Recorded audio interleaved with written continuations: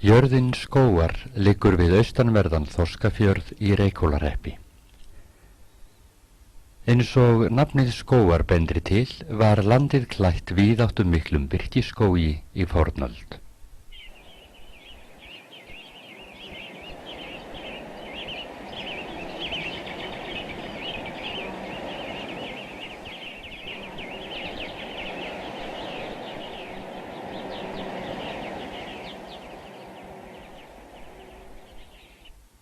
En vegna þess að búsmalanum var beitt á landið, hvarf viðkvæmur gróðurinn af stórum svæðum. Einn mesti andi þjóðarinnar, skáldið og presturinn séra Matthías Jochumsson, höfundur þjóðsöngsins, fæddist á Skógum árið 1835. Séra Matthías minntist með söknuði þeirra unað stunda sem hann átti í skjóli trjánna á æsku árum sínum.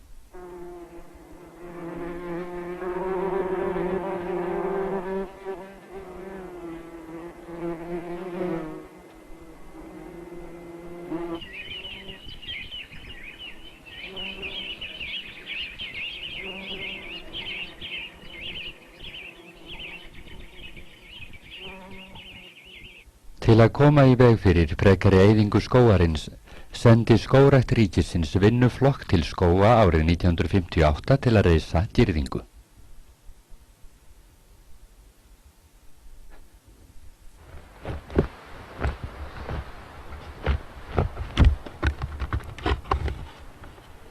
Vinnuflokkurinn komst fljótlega í kynni við Jochum Eggertsson, eiganda jarðarinnar, sem var í óða önn að planta trjám. Hann átti sér þann draum að klæða allt landið skógi á ný líkt og það var í árdaga.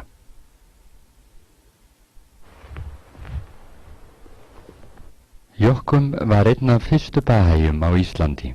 Í erfðaskrá sinni gaf hann bahæjsamfélaginu landið og fól því uppgræðslu þess.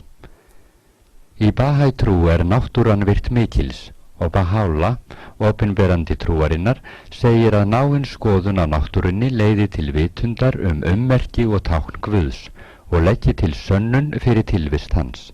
Bahæjar ættu því að hafa næga hvatningu til að stunda skógrækt. Já, bahæjar telja skógrækt mjög mikilvæga. Þetta leið einstaklingsins til að gera sitt nánasta umhverfi betra. Síðan gegna líka skógar mjög mikilvægu hlutverki í vistfræðilegu jafnvægi jarðarinnar. Einn af brautarindum í skógrækt í heiminum var bahæi. Það var Bretinn Sir St. Barbe Baker. Hann vann að skógrækt fyrst og fremst í Afríku og var upphafsmaður af samtökunum Men of the Trees.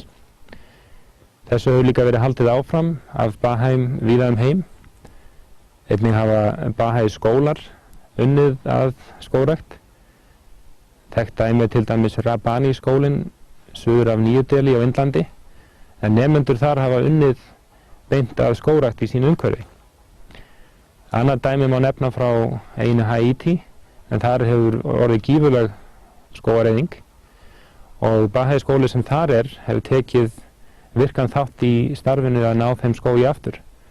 Þeir vinna bæði að því að ala upp tré sem eru síðan notuð í skógrækt, síðan vinna þeir líka að því að leiðbeina heimamönnum það hvernig hægt að vinna skóginn aftur. Það líka hægt að líta sér nær. Hér á Íslandi hafa bahæjar lengi unnið að skógrækt við tiltölulega erfiðar aðstæður. Í austanverðri Barðastrandarsýslu að Skógum í Þorskafirði. Þar hefur bæði verið unnið að því að vernda hinn náttúrulega birkiskóg með girðingum og einnig hefur verið plantað töluvert mikið af bartrjám og öðrum tegundum. Þetta svæði nú orðinn unaðsreitur sem margir sækja til.